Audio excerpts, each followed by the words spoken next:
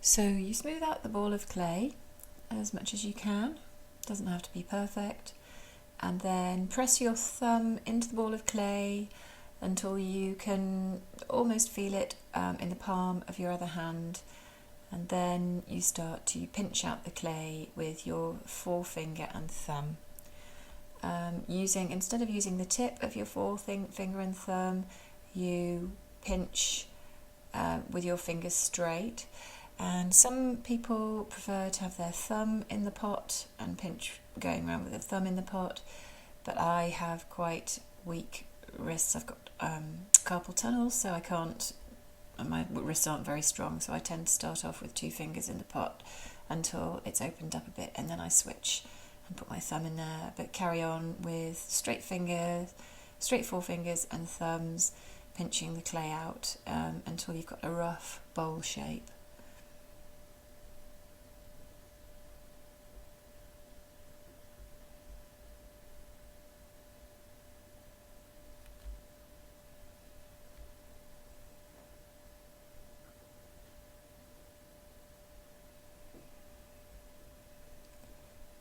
And then use a rubber kidney to smooth the outside of the pot. Doesn't have to be perfect at this stage, but just get most of the large bumps off the surface.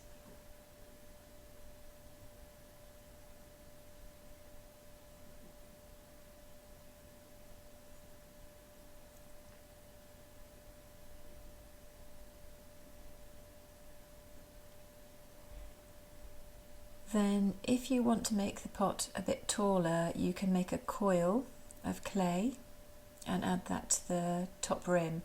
When you're making a coil of clay, the best thing to do, this is a really good tip, is to twist the ends of the clay as you're rolling. Just twist it and then roll a few times, twist it and roll, and that stops it from flattening out, because clay has a habit of kind of flattening out as you're trying to roll it, which can be quite maddening.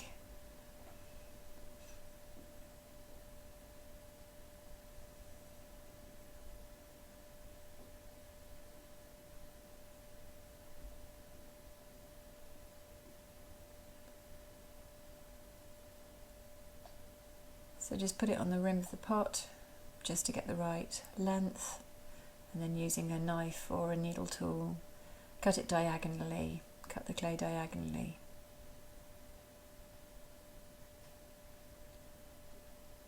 Like that.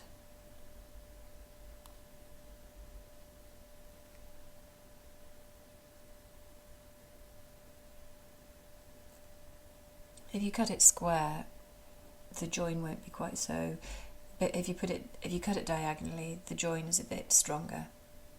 If you cut it square, it won't be quite so strong.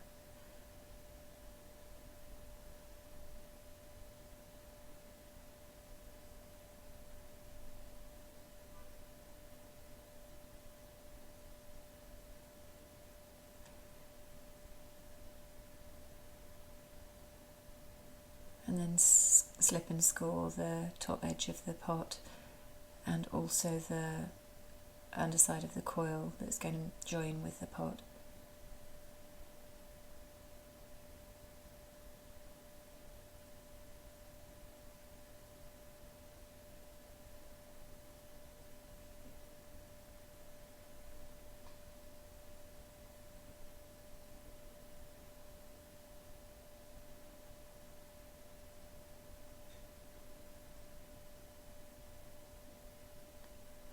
You don't have to use slip, you can just add a bit of water and then rescore it, and it makes the clay quite glue-like.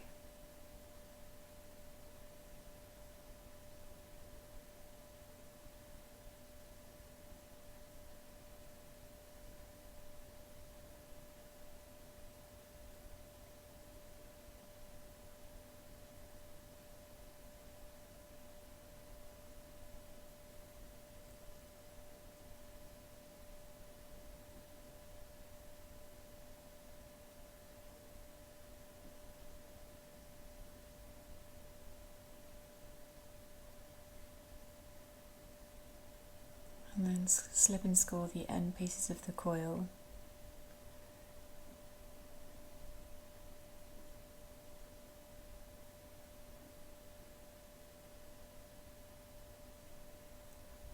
And then blend the outside of the coil onto the pinch pot. It's quite difficult to blend in clay when there's lots of slip squeezing out from between the coil and the pot. It can be quite difficult to blend, so you might need to wipe some of the slip off.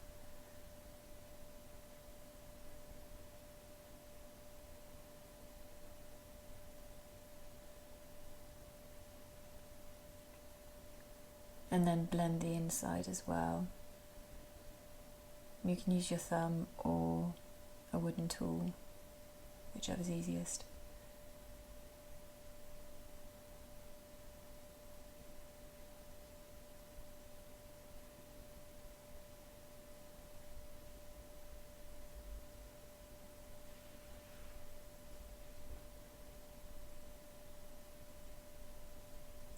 And then just pinch it out, use the extra clay to make the pot taller or wider, whichever you want.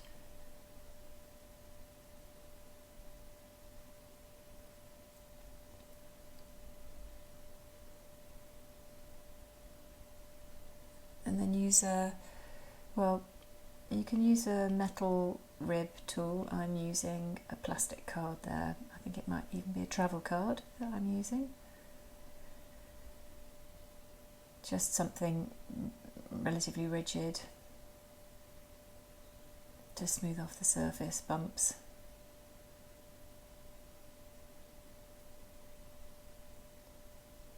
And then use a rubber tool to get an even smoother finish.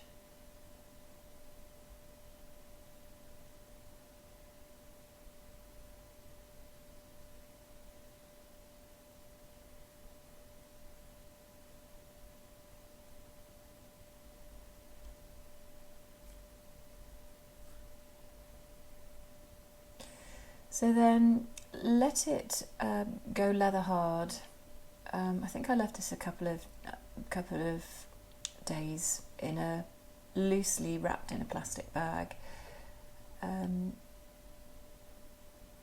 know some people leave clay out overnight, not covered at all, but I find it cracks quite easily, so I'd rather leave it for longer loosely covered than completely exposed to the air.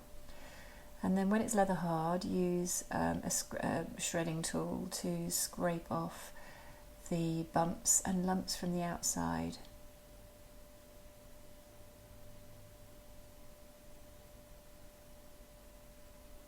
And it'll give it quite a serrated texture, but that doesn't matter because you'll smooth that off with a rib tool.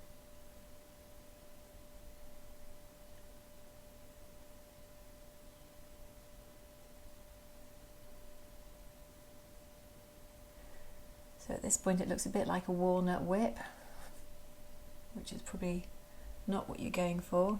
Well, it might be, I suppose.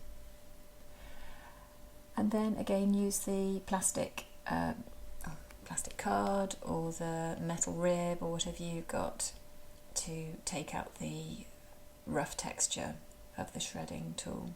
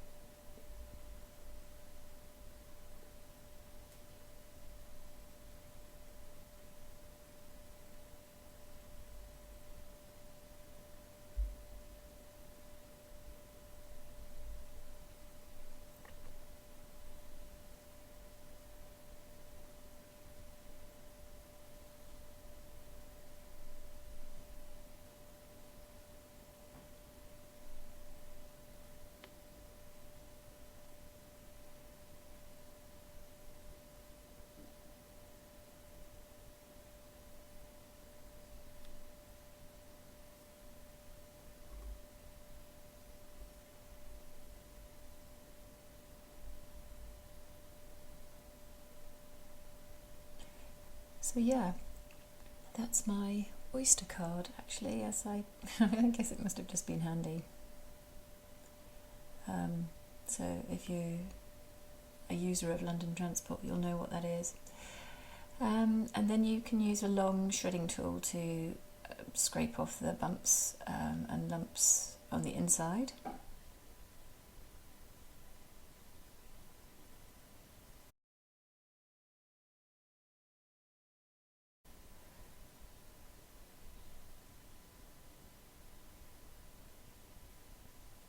It's a bit of a faff getting the bumps off the inside, actually.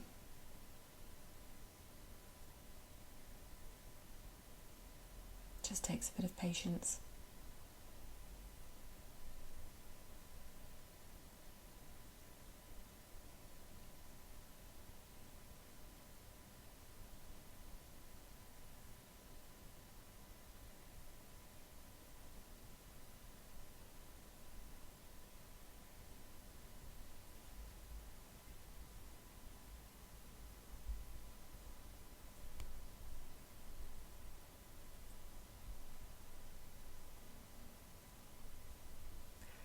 And then I'm using the rounded side of a wooden tool there just to compress down the clay to smooth off the surface.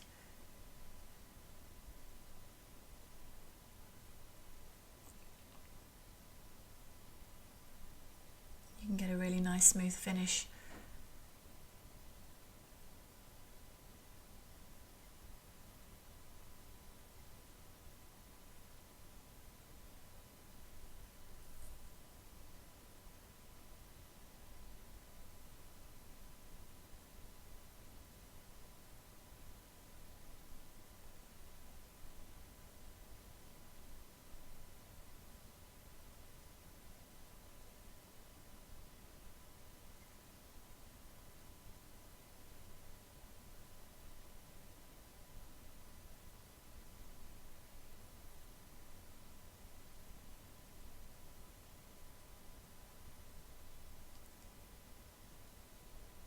And here I'm using a needle tool to just mark around the rim of the pot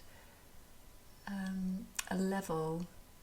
It's a level mark around the rim of the pot, so I can take off. The top edge with a shredder to make it level.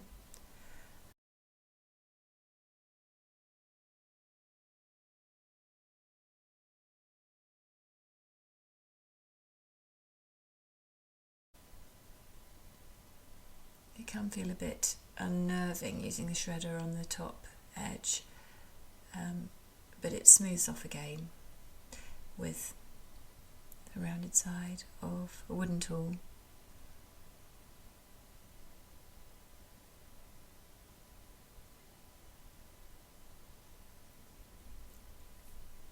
Or whatever you feel works, actually. I know people use all sorts of different things, like the back of a metal spoon, or whatever works for you, really. This is just what I use.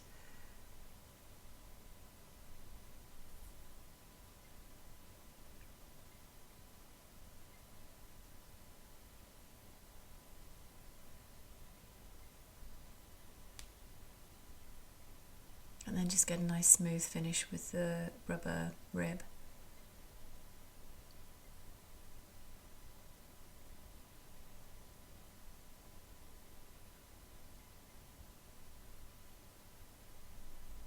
And this is a piece of damp chamois leather, which I'm just squeezing along the top edge of the bowl or cup or whatever you want to use it for. It just compresses the clay and gives it a nice smooth finish. So this is an optional extra bit.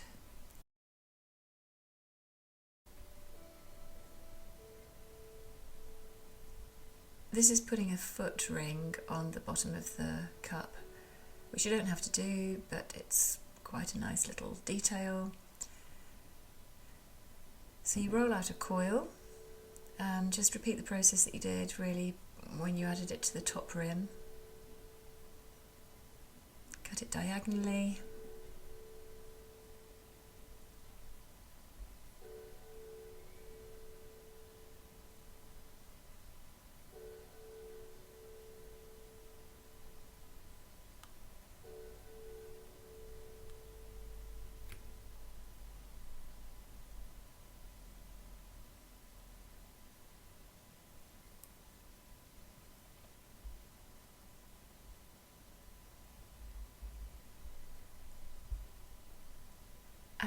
the first thing to do with a foot ring is just to, well, you join the two ends together and blend them together, and then you're going to shape the foot ring, put it into roughly into the shape that you want it to be when it's joined on.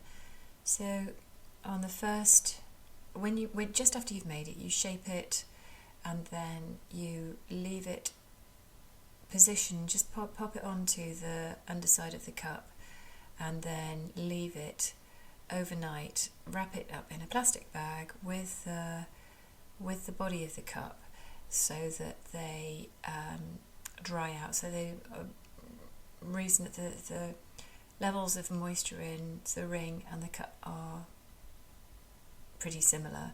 It's not going to be exactly the same. The cup's going to be drier, but at least the foot ring will be close. It won't be very soft. If you leave it overnight loosely covered, it'll sort of catch up. It'll catch up with the rest of the cup, so that you're not joining very, very workable clay with leather hard clay. So this is the day after. The foot ring is now a bit drier. It's pretty much leather hard. You just mark out where the foot ring's going to go, and then you slip and score the base of the cup and the underside of the foot ring too.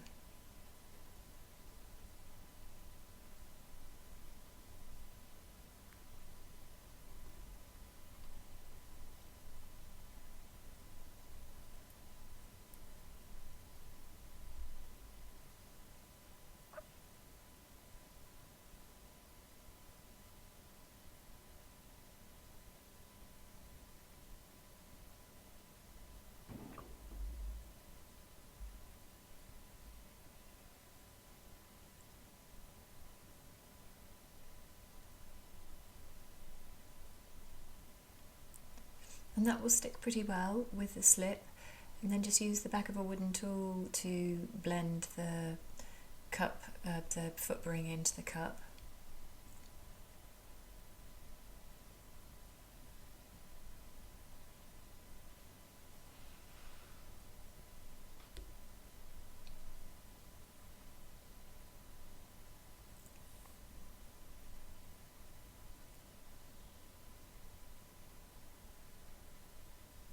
And repeat the process with the inside of the foot ring too.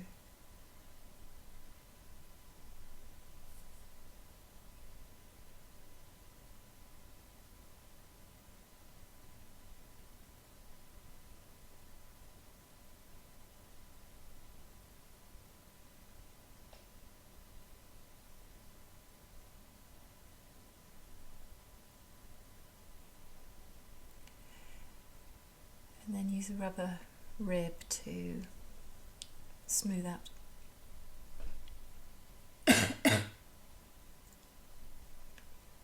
any marks made by the wooden tool.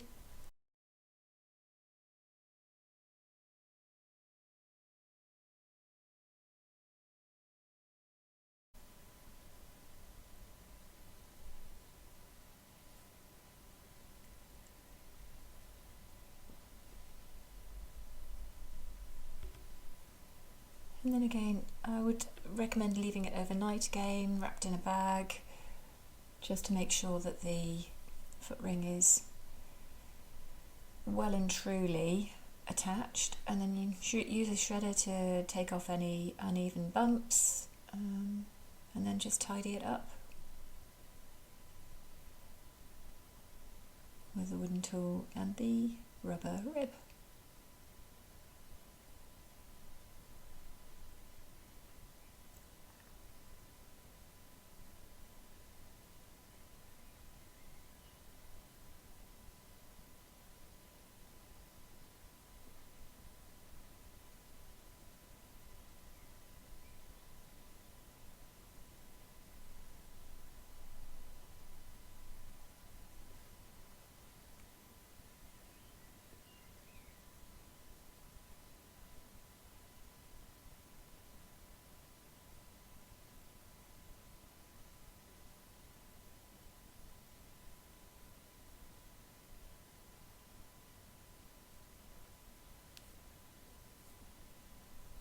And there you go.